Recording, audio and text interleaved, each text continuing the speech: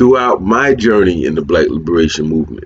I've had many Jegnas, Babas, Nanas tell me this phrase repeatedly. We're fighting for the hearts and minds of our people. It's a powerful phrase, but the question becomes, as always, what does that mean? And what are the implications of that statement? I'm reminded of a piece in the Bible where Jesus was supposedly fasting for 40 days and 40 nights. We would assume then he was probably a little vulnerable. His body may have been a little weakened at that point. He was probably exceedingly hungry and thirsty. And it's at this precise point, supposedly, that the devil comes to Jesus and says, listen, man, work for me. Do my work. Man, I'll give you all the food, and I'll give you all the money. I'll give you all the fame. I'll give you all this stuff you could ever want. This is the devil supposedly talking to Jesus. And Jesus responds, man does not live by bread alone.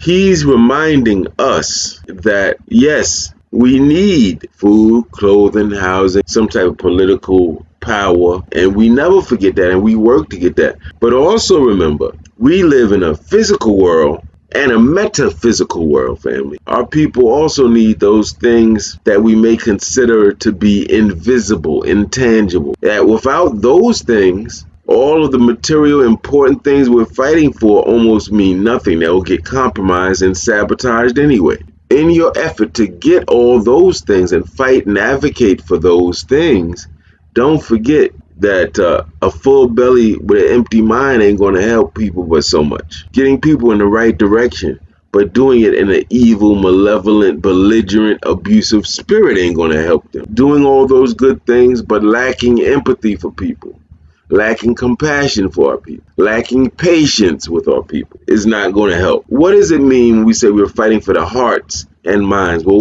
when we say hearts, we're being metaphorical. We're talking kind of about character issues. We're talking about building trust, building credibility, building emotional and psychological connection and growth with our people, right? We want to show our people that we truly love and value them. Number one, how do we do that? How do we win the hearts of our people? Well, we'd be truthful to them. We'd be clear in our intention. Refuse to pander. You don't tell people stuff just so they feel good, just so they like you, just so they buy my books. No. Sometimes you have to tell people a truth that is uncomfortable.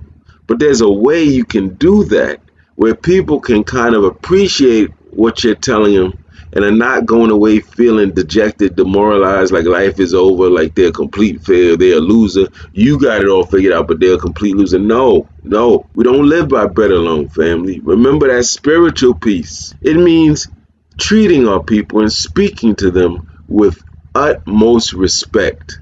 It means keeping our word to our people. It means reminding our people of their beauty, of their worth, of their potential. It means giving our people the very best of ourselves, the best service we can provide with willing spirit.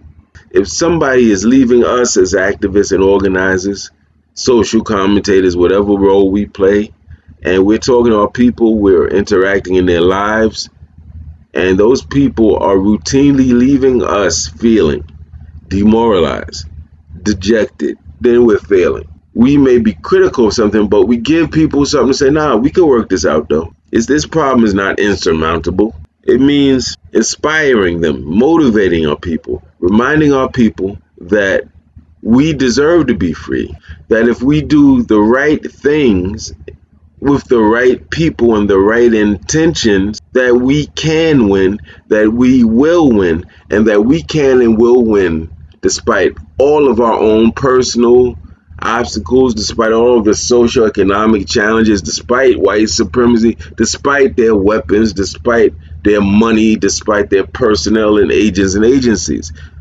People have to have a sense of hope. People should leave you feeling energized and enthused and motivated to keep on keeping on and keep pushing, family. Loving our people means winning their heart, means being fair, being patient, and being empathetic. You don't be so caught up in your political agenda that you forget the human side. Our people are going through a lot of shit, family. We admit where we fall short, right? And we listen to our people. We don't just go telling them everything to do, giving them all the platitudes, thou shalt, thou shalt. No, that's not our role. Our role is to guide, inform, advise, to help lead certain movements, to connect the dots for people, to direct people to the resources they need. Talk to the young people. Man, tell me, why you listen? What do you get out of this particular artist? What is it about them that moves you so much? And engage them.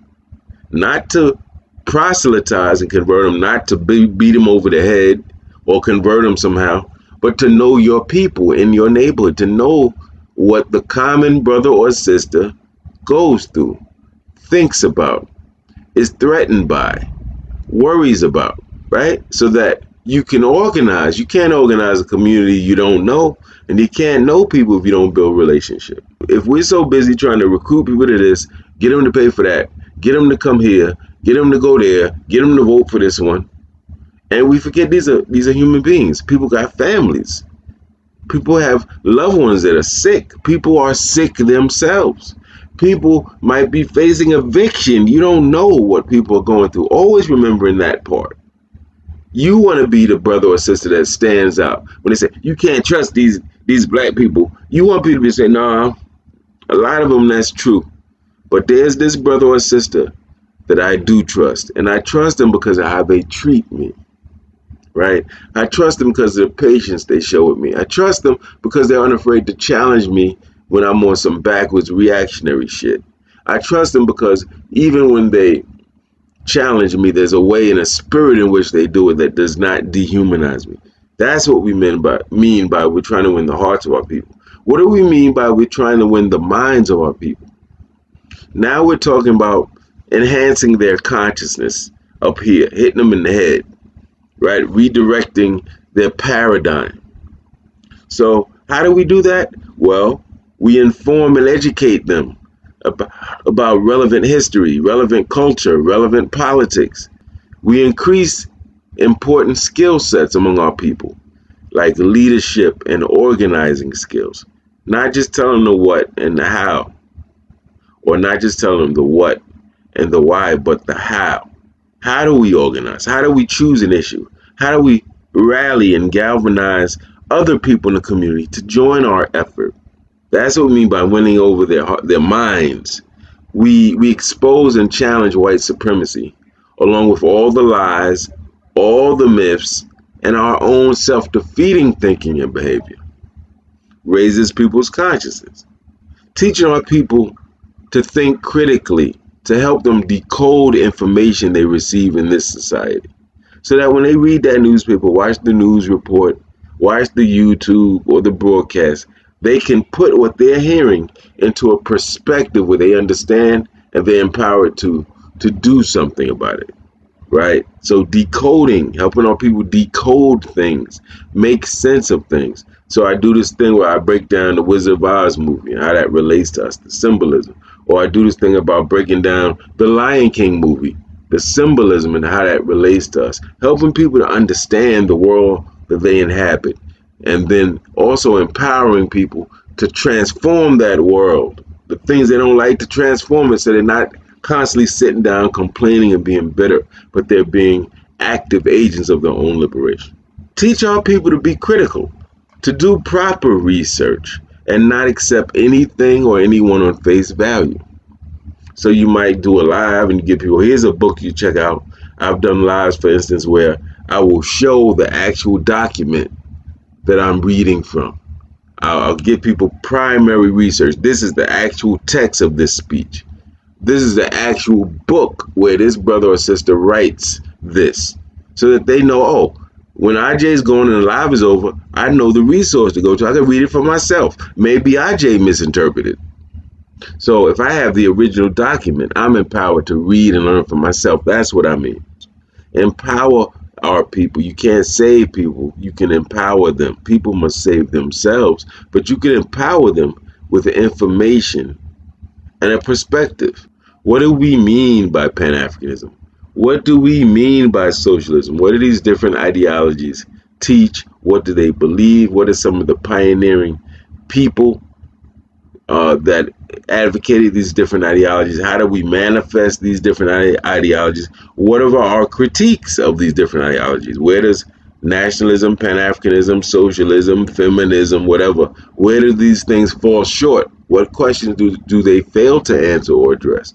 So that we can tweak them and make them more effective and more efficient for us. And with that said, family, I hope that you found the information useful and relevant. Thank you for joining. And with that, we are going to say peace and Black Power family.